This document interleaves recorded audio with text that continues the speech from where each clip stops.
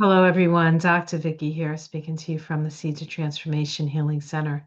It's time for Taroscopes again. We're going to be doing the Taroscopes for the sign of Virgo, Virgo Sun, Virgo Moon, Virgo Rising for the month of July 2025.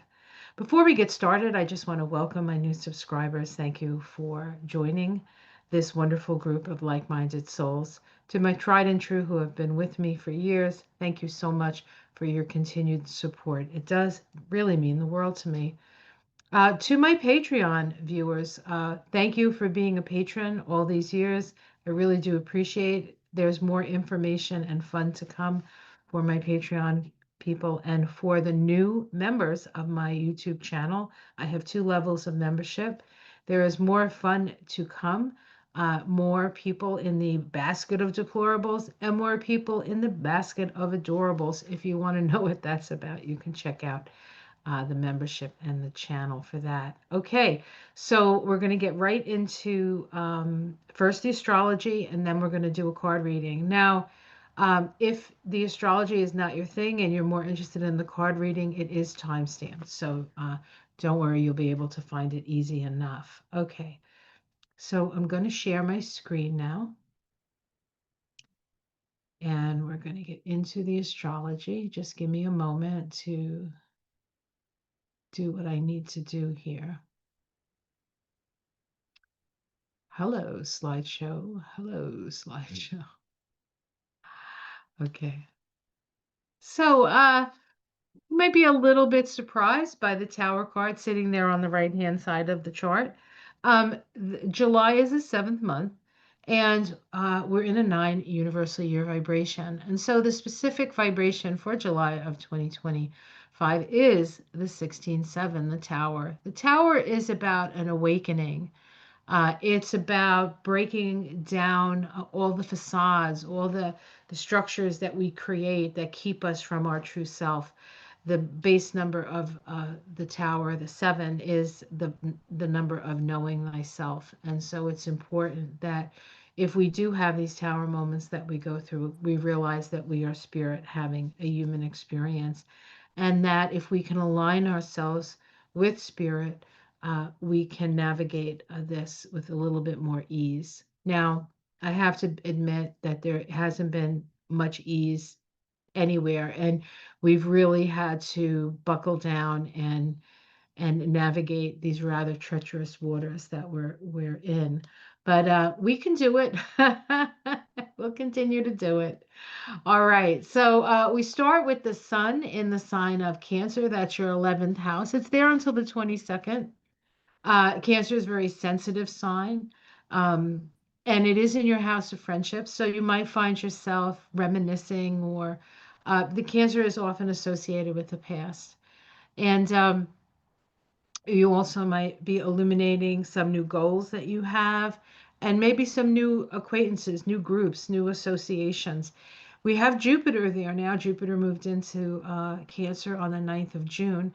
And so Jupiter loves being in Cancer. It's exalted in Cancer. So it's really a good time to make connections, to reach out your network, as it were. The sun then, of course, moves into your 12th house when it moves into Leo. This is a much more introspective time when the sun is in the 12th house, kind of like a little rest before the sun comes into your sign, which is going to happen next month. We also have Mercury in Leo all month.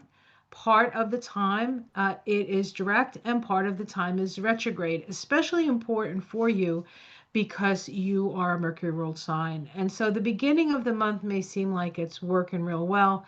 On the 18th, Mercury goes retrograde, and then shortly thereafter, the sun moves into that 12th house. So there's a lot more introspection, a lot more getting the answers from within. The Mercury will be retrograde until August 11th. It will move forward in Leo. It's in Leo about 6 weeks, and then it will go into your sign. So while towards the end of July is and then the beginning of August is a little bit of a lag time for you guys. By the time the sun is moving into your sign, and Leo is moving into, and Mercury is moving into your sign, there's quite a bit of energy for you to really put your best foot forward. Speaking of your best foot forward, Mars, the planet of putting your foot forward, is in your sign in the first house. Mars in Virgo is a perfecting energy, making things work better. Mars in Virgo is a real deep commitment to service. And so, who are you serving? You're serving yourself here. It's in your first house. This is a health, this can be a health aspect. So, take care of your health through this period. Mars says this is where your energy needs to be, and your energy needs to be on you and on your physical body. And so take the time for that. Pluto is moving through your sixth house of service, work, and health. It's going to be there for a long time. So things come up, crises come up. You will resolve them and you will work well. I'm most positive because if anybody can solve a problem, it's a Virgo. If there's a problem to be solved. And if there's not a problem to be solved, sometimes Virgo will create a problem to solve. Don't do that. There's plenty of problems. You don't have to create nothing. Venus, the planet of love, starts the month in Taurus. On the 4th of July, it moves into Gemini, but not before it makes a conjunction at the last degree of Taurus with Uranus. Now, Uranus is also moving into Gemini this month, so we have that big shift.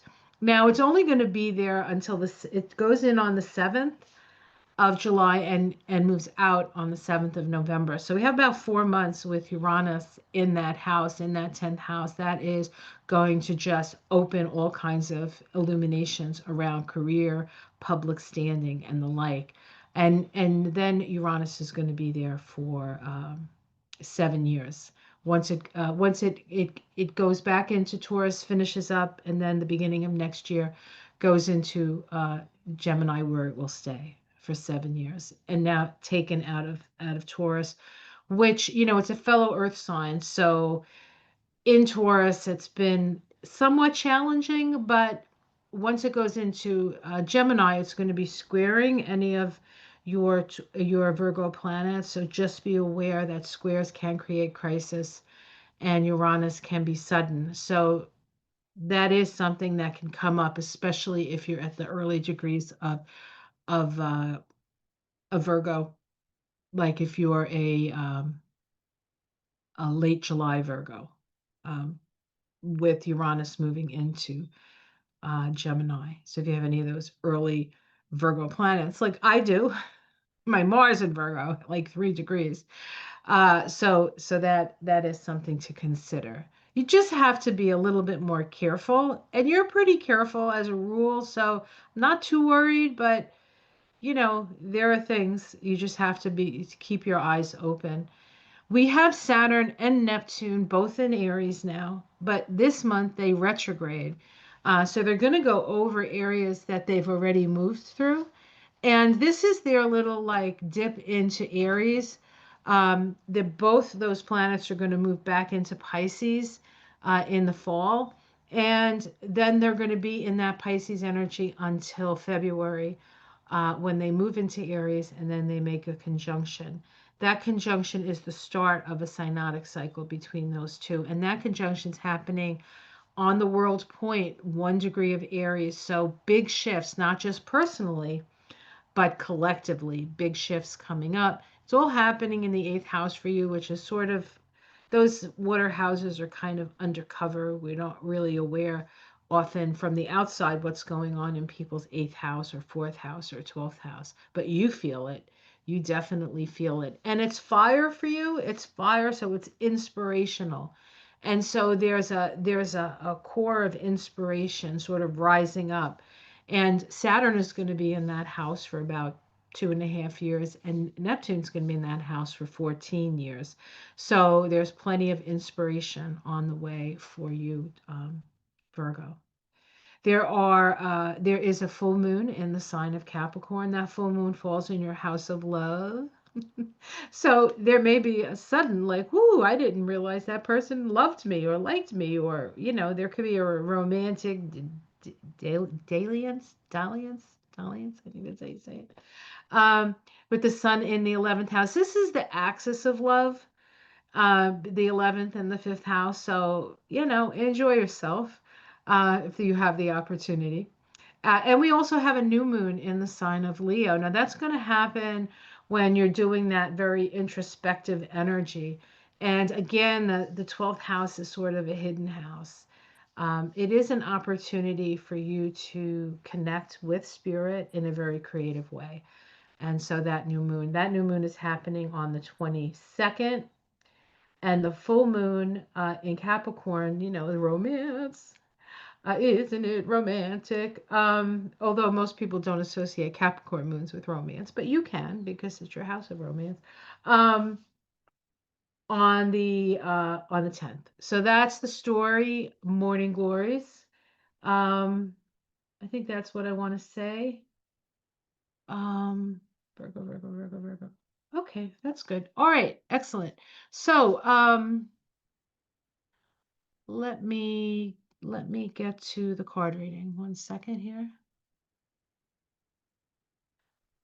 I get all involved and then I forget the technology part, which I know for you Virgos, you're like, oh God, you can't ever figure this out. I need a good Virgo in my life. That's what it is. I need good Virgos out there. My dad was a Virgo.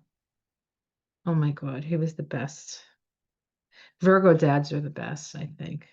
My goddaughter, Adrian, her dad was a Virgo too. You always feel like they don't always take care of everything, but they take care of the most important things for you. And they're generally pretty gentle. They're generally pretty gentle. So, all right, we're going to be using, speaking of gentle, I just reached over and grabbed a deck, and you guys are getting the Thoth deck. You're like, come on, man. All right, let's see what the Thoth deck says for Virgo. I don't know if I've ever used the Thoth deck on Virgo. I've been doing this a long time. All right.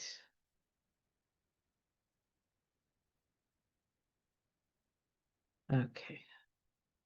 Let's see what we got. We start with, ooh, the Wheel of Fortune. Change in fortune. Now, this is generally a positive card for people, but it is a card of change. So things are moving, things are changing.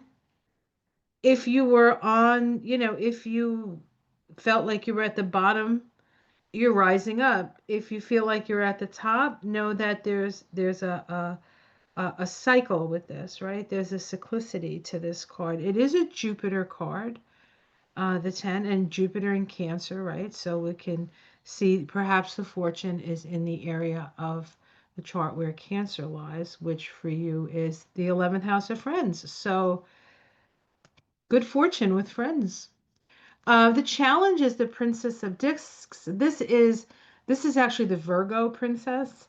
And so there's a little anxiety with Virgo sometimes, especially with the change, although you guys are pretty good on your feet, so you can usually adapt.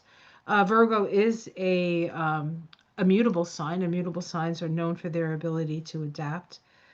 Um, but perhaps, um, she's a little prickly. This princess happens to be a little prickly. So perhaps you'll feel a little anxious or a little prickly, I guess, about the change. Let's see what's underneath it. Yeah, something's coming to an end.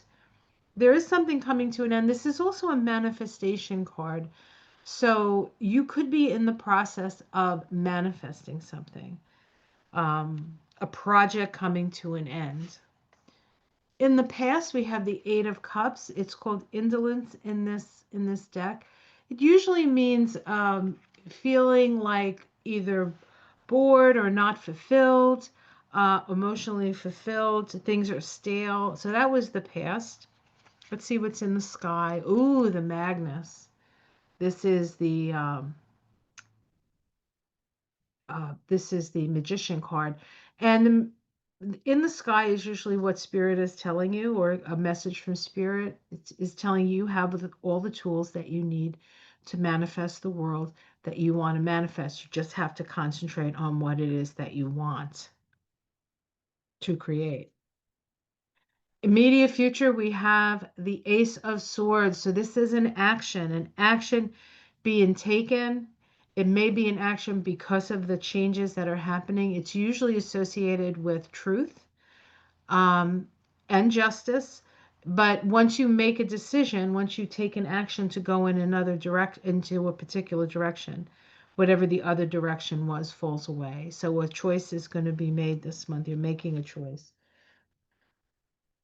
And it's based on a sense of um, the mind, but the mind being aligned. This is an aligned mind. And what are you aligned with? You're aligned with the crown here, the crown in the tarot. And in fact, this card sits in the crown chakra. So right up there, right up there, right up here. It's in Kepler.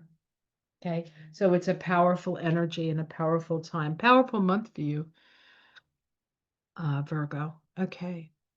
Ah, well, it's interesting because in my Thoth deck, there's two Magnuses in my Thoth deck, and I always leave both of them in, and I rarely ever, if ever, pick both of them in in the card reading, right? But here you are, another Magnus. This is the other Magnus. Now, this is in the position of how people see you. So spirit is telling you you have everything you need and you have all the tools, and people see that in you. Whether you see that in yourself is another question, but the people around you certainly see it. Your domestic situation, dominion. Man, you're coming into some power. You're coming into some leadership roles. That may be a little bit uncomfortable for Virgo. Virgos tend to like to be in the background. They like to keep the wheels turning. They don't always like to be in the front of the line, because they're better sometimes at analyzing what's wrong than taking the step. But this is all about you taking a step this month, Virgo. You might have to get out of your comfort zone. Um, Hopes and fears, science here, the Gemini, I'm sorry, Mercury in Aquarius in this deck. This is about scientific thinking. Um, it's a hope and fear. I don't think it's a fear. I think it's a hope, and I think that it's saying you have you have everything that you need. And there we go. At the end, we have art. This is the Temperance card. This is a trial by fire card. I'm not going to blow sunshine and where sunshine doesn't usually find itself. Um, so it is a challenge. It is alchemical, but this is about walking the straight and narrow. This is about really focusing. And this is on the path. This is the path of the mystic. And so, and I just want to mention that the 9-year vibration, which is the universal year vibration, is Virgo, is Virgo. So you really are in your power at this time. So just put one foot in front of the other. Don't get caught up in extremes. Temper your actions, temper your habits. Don't eat too much. Don't drink too much. Keep it very simple. And almost, I don't want to say puritanical because that's not really what it is, but keep it simple. I would say keep it simple. Underneath it, we have the Ace of Discs. So this again is an ace, of course, is to this. So that's two aces you've gotten. So you got two Magnuses, which are the ones, right? The Magician card is the one card. You got two aces so far. So this is all about new beginnings. This past is gone, done for, indolence, done for. We have defeat here. There is defeat. So not to worry, because then we have happiness. And what is this? The 9, this is getting your wishes. And then I'll pick one more, the Justice card. So there will be a defeat through this, but it is not an ultimate defeat. Okay, it's not an ultimate defeat. It's actually, you're gonna, these are powerful cards. You got a lot of major arcana. You got 1, 2, 3, 4, 5. 5 major arcanas, 6 major arcanas. 1, 2, 3, 4, 5, 6. 2 aces. Wow. Wow. Virgo, get ready, man. Maybe that's what the tower is about. And certainly the change, certainly the wheel of fortune. Things are moving. I believe things are really moving in your favor. Take advantage of it. Be the leader that everybody knows you can be, or the inventor, or the instigator, or the initiator. You can do it. All right, let's see what the animal oracle says. Yikes. This is the Spirit Animal Oracle by Colette Baron Reed. For those of you who follow Ona, this is the deck that Jibs selects a card from. We say selects a card from every Sunday. It's a great deck, and the art is beautiful. All right. Let me give it a good shuffle. I'm looking out the window and it's pouring outside. Now I'm doing this in June, and Michael just finally got to plant his garden. It's been really cold here. And we have to be careful, when we put out the peppers and the tomatoes, because it can't really be cold at night with those. But now it is just crazy raining. Guess I should have brought an umbrella. Oh, dear spirit. Oh, I love this for you. This is so you. You really are, dear spirit. It's about being gentle, bringing a gentle touch with all these powerful energies. There you are with your gentle touch. Let me read this to you. I think this is what Cancer got too. So if you happen to have, and I could be wrong about that, but if you happen to have, one of your major uh, things is Cancer, then that's a double deer spirit. Okay, bring a bring a gentle touch. I'll hold it up so you can see. It's such a lovely card. How pretty that is, right? It says the time has come to be gentle and diplomatic when dealing with others. You may have found yourself in a situation where negotiations are necessary in order to reach your goal. Be mindful of the words you choose, but do not worry. Dear Spirit reminds you that you have the ability to be sure-footed and confident while showing humility and respect for others. If that doesn't describe Virgo, I don't know what does. An actuated and illuminated Virgo. You will find that your capacity for calm and grounded communication is heightened at this time. Follow the way of dear spirit and you will do well, gaining the respect of others and finding common ground that is pleasing to you. Remember that understanding others and their needs will be more powerful at this time than putting your own first. If you do that, you will be rewarded tenfold. So you tend to deal with the needs of the moment anyway, so I'm not too worried about you. But yeah, dear spirit, lovely, lovely, gentle. During a tower a month, go with the deer spirit. All right, well, there you go, guys. Have yourself a wonderful month. Be careful out there. It is rather treacherous. I mean, we can't ignore the elephant in the room, so to speak. But by the time you see this, maybe everything has changed because things are changing so fast. But things are definitely changing for you, and I feel they're changing for the better. So enjoy yourself. Be confident in your abilities because you are amazing. All right. Take care of yourselves. Have a great month. Namaste.